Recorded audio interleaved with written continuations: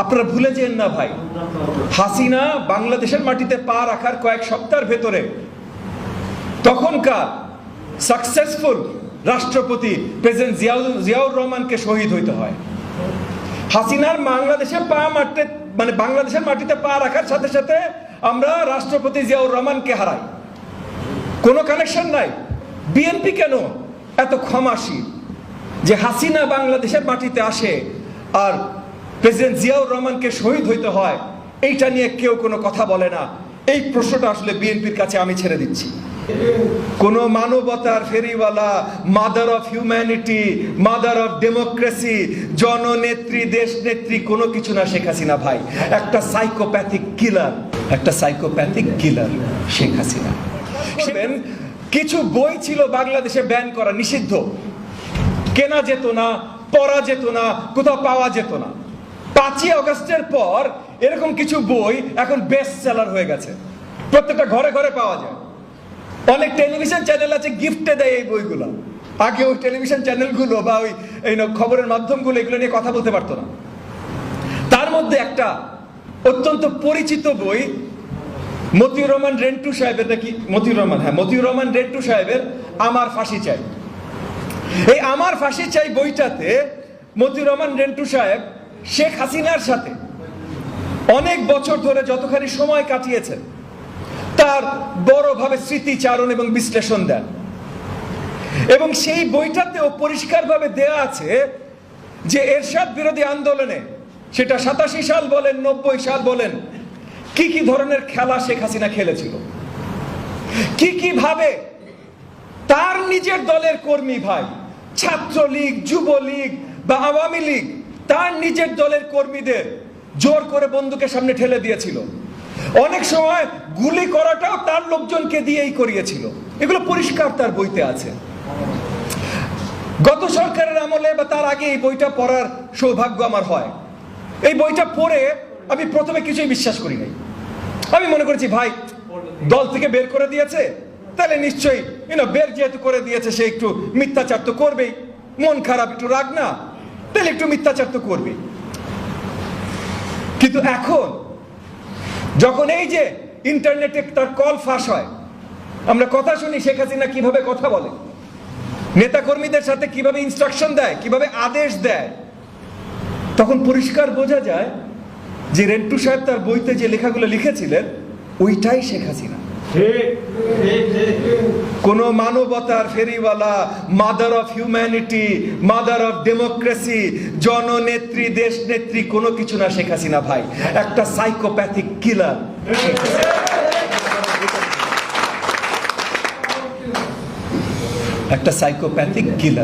শেখ হাসিনা। শেখ হাসিনা বাংলাদেশের মাটিতে 81 সালে যখন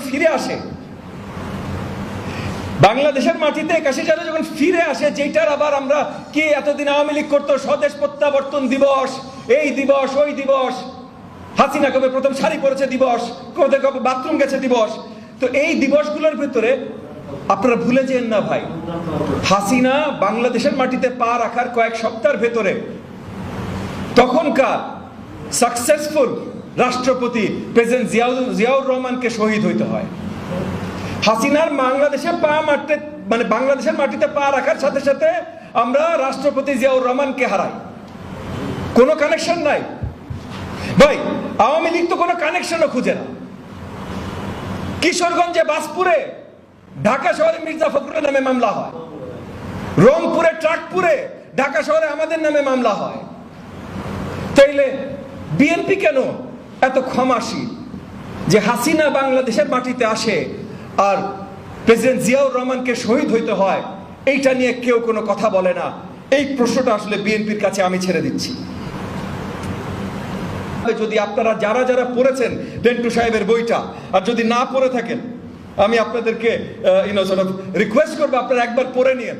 কারণ কোনো বইয়ের যদি বেস্ট সেলার হওয়া একটা ডিজার্ভিং বই থাকে, তাহলে রেন্টু সাহেবের আমার ফাঁসি চাই একটা ডিজার্ভিং বই ভাই। কারণ হাসিনা সম্বন্ধে সব সত্য সে এই বইয়ের ভিতরে উন্মোচন করেছেন। হাসিনা কতটা সাইকোপ্যাথিক সেটা এখানে পরিষ্কার করেছেন। হাসিনা, আওয়ামী লীগ, যুবলীগ, ছাত্রলীগ এই সবগুলোকে আমাদের ঠিকই রুখে দিতে হবে। কারণ তারা বারবার চেষ্টা করে কোন ধরনের অরাজকতা সৃষ্টি করবে, কি ধরনের সহিংসতা সৃষ্টি করবে এই দেশের মাটিতে, সেগুলো আমরা হইতে দিতে পারি না। এবং তার জন্য ছাত্রলীগকে যেভাবে নিষিদ্ধ ঘোষণা করা হয়েছে, ঠিক একইভাবে আওয়ামী লীগকে নিষিদ্ধ ঘোষণা করাটা অত্যন্ত গুরুত্বপূর্ণ। নাহলে এই যে সাহস পাচ্ছে, একের পর এক জায়গায় দাঁড়াতে চেষ্টা করছে। আওয়ামী লীগ নিষিদ্ধ করার বিরুদ্ধে অনেকে অনেক আলোচনা করেন। অনেকে বলেন যে আইনগতভাবে বা নীতিগতভাবে এটা মুশকিল।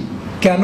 আওয়ামী লীগ একটা সংগঠন, সেই সংগঠনের অফিসিয়াল কোনো কাগজপত্রে দেশ বিরোধী কোনো আলোচনা নাই, গণতন্ত্র বিরোধী কোনো আলোচনা নাই অফিসিয়াল কোনো কাগজপত্রে। ঠিক আছে ভাই, অফিসিয়াল কাগজপত্রে নাই, কিন্তু তাদের অফিসিয়াল কার্যকলাপে তো আছে। কোন কার্যকলাপটা তাদের দেশ বিরোধী ছিল না একটু বলতে পারবেন?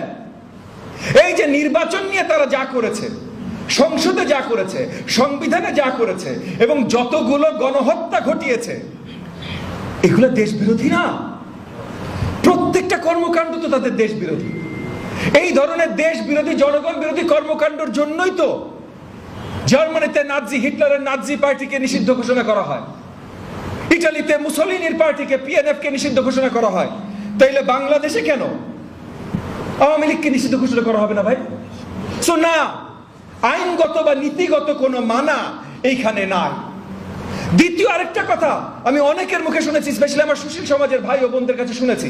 এগেন, আমি তাদেরকে ছোট করছি না, কিন্তু ওনারা অনেক সময় রাজনৈতিক বাস্তবতা না দেখে আলোচনা করেন, সেই হিসেবে বলছি যে আমার সুশীল সমাজের অনেক ভাই ও বোনদের মুখে শুনেছি যে আওয়ামী লীগকে যদি নিষিদ্ধ ঘোষণা করেন, ওরা টেররিস্ট অর্গানাইজেশন হয়ে যাবে, ওদের কোনো জবাবদিহিতা থাকবে না, ওরা রাস্তাঘাটে বোম ছোড়া শুরু করবে, গুলি মারা শুরু করবে, তখন কি করবেন?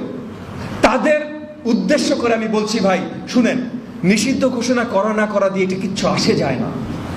জামাতকে আওয়ামী লীগ নিষিদ্ধ ঘোষণা করেছিল, বাংলাদেশ জামাতে ইসলামকে আওয়ামী লীগ নিষিদ্ধ ঘোষণা করেছিল। জামাতে ইসলাম কি টেররিস্ট অর্গানাইজেশন হয়েছে ভাই? হয় না। আবার উল্টা দিকে আওয়ামী লীগকে কেউ নিষিদ্ধ ঘোষণা করে নাই, কিন্তু গত 15 বছর ধরে বাংলাদেশের জনগণের উপরে সবচেয়ে বেশি টেরোরিজম চালাচ্ছে কারা ভাই? আওয়ামী লীগ। তাহলে এই যে নিষিদ্ধ ঘোষণার সাথে এই টেরোরিস্টিক অ্যাক্টিভিটির কোনো সম্পর্ক নাই ভাই। সো যে বড় দাগে দুইটা বড় বড় আপনার লজিক বা রেশনাল, যেটা আমার সুশীল সমাজের ভাই ও বোনেরা বা আমাদের কিছু বন্ধুপ্রতিম রাজনৈতিক দলও আছেন, তারাও এই ধরনের কথাবার্তা বলছেন। আমি তাদের প্রতি আহ্বান জানাচ্ছি, ভাই একটু ভালো করে একটু খেয়াল করেন আপনারা, যে আপনাদের যে রেশনালগুলো দিচ্ছেন এগুলো সঠিকভাবে দাঁড়ায় না। এবং বাংলাদেশের ভবিষ্যৎ সৃষ্টি করতে হলে এই যেভাবে এই গত কিছুদিন আগে অতি পরিচিত এবং অতি সম্মানিত মিডিয়ার একজন মুখ খালেদ মহিউদ্দিন সাহেব, এগেন আমি ওনাকে অত্যন্ত পছন্দ করি। উনি স্পষ্টভাষী, উনি ভালো সাংবাদিক, এবং যখনই উনি কাউকে টক শোতে ডাকেন উনি সোজা সাপটা প্রশ্ন করেন, এইভাবেই উনাকে আমরা চিনি। এবং উনিও কিন্তু কিছু দূর দেশ ত্যাগ করতে বাধ্য হয়েছেন, কারণ শেখ হাসিনার কোন একটা প্রেস কনফারেন্সে ভুলবশত একটা প্রশ্ন করে ফেলেছিলেন। আমি ভুলবশত বলে ভুল করেছি, আমি অত্যন্ত দুঃখিত। উনি একটা প্রশ্ন, সোজা সাপটা একটা প্রশ্ন করেছিলেন শেখ হাসিনাকে। শেখ হাসিনা ওই প্রশ্নের উত্তরে যে তেজটা দেখিয়েছিলেন, ওই তেজের চোটে আমার মনে হয় উনি আর এই দেশে টিকতে পারেন নাই। সো তার মানে আমরা যেমন অনেকে অনেকভাবে শেখ হাসিনা দ্বারা আহত, কোনো না কোনো পরিসরে সেই খালেদ মহিউদ্দিন সাহেব শেখ হাসিনা দ্বারা আহত, কিন্তু এই ভালো সাংবাদিক এবং শেখ হাসিনা দ্বারা আহত খালেদ মহিউদ্দিন সাহেব কিছুদিন আগে ছাত্র লীগের এক নেতাকে ইন্টারভিউ করার জন্য রেডি হয়েছিলেন। শেষ পর্যন্ত উনি সেখান থেকে ফিরে আসতে বাধ্য হয়েছেন, এবং উনি পরিষ্কার করেছেন যে আইনত কারণে, যেহেতু একটা নিষিদ্ধ অর্গানাইজেশন, সেই কারণে আইনগত কিছু বাধ্যবাধকতা আছে, সেই কারণে সে আর ইন্টারভিউটা করেননি। কিন্তু উনি পরিষ্কার আহ্বান জানিয়েছেন যুবলীগ আওয়ামী লীগের সব নেতাকে যে যদি আপনারা কথা বলতে চান তাহলে কথা বলতে আসেন। এখন সত্যি কথা ভাই, গণতান্ত্রিক রাষ্ট্র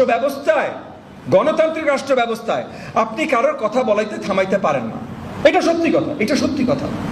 কিন্তু দেশ বিরোধী এবং দেশে অরাজকতা সৃষ্টি করতে পারে, দেশে যারা ফ্যাসিজম তৈরি করেছে, যারা আসলে টেরোরিস্টিক অর্গানাইজেশন, তাদের কর্মকাণ্ড ভিত্তিক, তাদেরকে তো ওপেন প্ল্যাটফর্ম দেওয়া যায় না। আর তাদেরকে ওপেন প্ল্যাটফর্ম দেয়া থেকে যদি আপনার রোধ করতে হয়, তাইলে আইনগতভাবে তাদেরকে নিষিদ্ধ ঘোষণা করা ছাড়া আমাদের আর কোনো উপায় নাই। তাই আমি অন্তর্বর্তীকালীন সরকারের প্রতি আহ্বান জানাচ্ছি, আমরা ইতিমধ্যে মামলা দায়ের করেছি, সেই মামলার উপরে নজর দিয়ে বাংলাদেশ আওয়ামী লীগকে একটা সংগঠন হিসেবে নিষিদ্ধ ঘোষণা করা উচিত।